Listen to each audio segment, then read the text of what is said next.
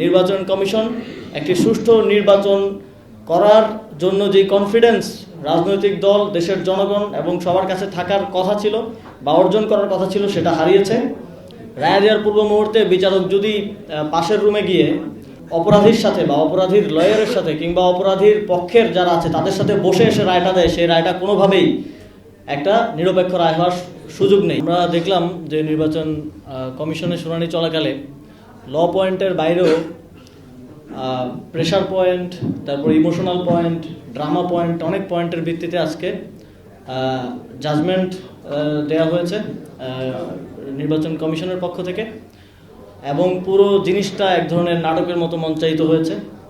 নির্বাচন কমিশনে যাওয়ার সময় আমরা দেখলাম যে নির্বাচন কমিশনের সামনে 2-3 হাজার ছাত্র দলের নেতাকর্মী এক ধরনের মব সৃষ্টি করে আজকের মতো গুরুত্বপূর্ণ দিনে, যেদিন একেবারে আপিল শুনানির শেষ দিন, ওনারা সাস্টের ইস্যু বলতেছে কিন্তু সাস্টের ইস্যু তো আজকে শুরু হয় না, এটা চলতেছে অনেক দিন আগে থেকে, 2-3 সপ্তাহ ধরে চলতেছে। আজকের মতো গুরুত্বপূর্ণ দিন, আপিল শুনানির শেষ দিনে তারা ওইখানে এক ধরনের মব তৈরি করে রেখেছেন, বাইরে থেকে একটা এক্সটার্নাল প্রেশার তারা তৈরি করে রেখেছেন। তারপরে আমরা কি দেখলাম,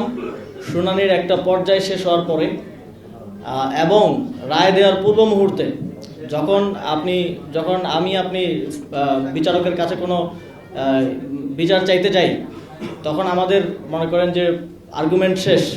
রায় দেওয়ার পূর্ব মুহূর্তে বিচারক যদি পাশের রুমে গিয়ে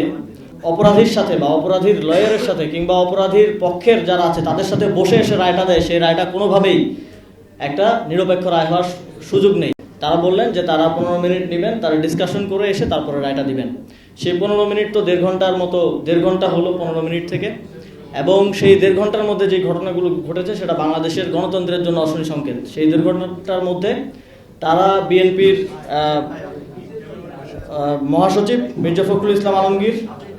তারপর বিএনপির নির্বাচন পরিচালনা কমিটির আহ্বায়ক নজরুল ইসলাম খান সহ 5 সদস্যের একটা প্রতিনিধি দলের সাথে বৈঠক করলেন। 1.5 ঘন্টা পরে তারা এসে রায় দিলেন এবং সেখানে একজন একেবারেই পার্টি ছিলেন যে শুনানিতে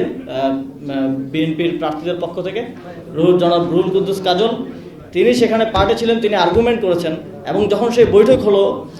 ইসির সাথে বিএনপির, সেই বৈঠকেও তিনি গিয়ে বসলেন। সরাসরি পার্টির সাথে আপনি বসে বৈঠকের পরে এসে যখন রায় দিচ্ছেন, এই রায়টা আমরা সম্পূর্ণরূপে মনে করি যে এক ধরনের ফেব্রিকেটেড শুনানির রায় দেওয়া হয়েছে এবং একপাক্ষিক যে হয়েছে সেটার প্রতিফলন আমরা রায়েও দেখতে পেয়েছি। একেবারে রাইট সোয়াপ করার মতো অলমোস্ট প্রত্যেকটাকে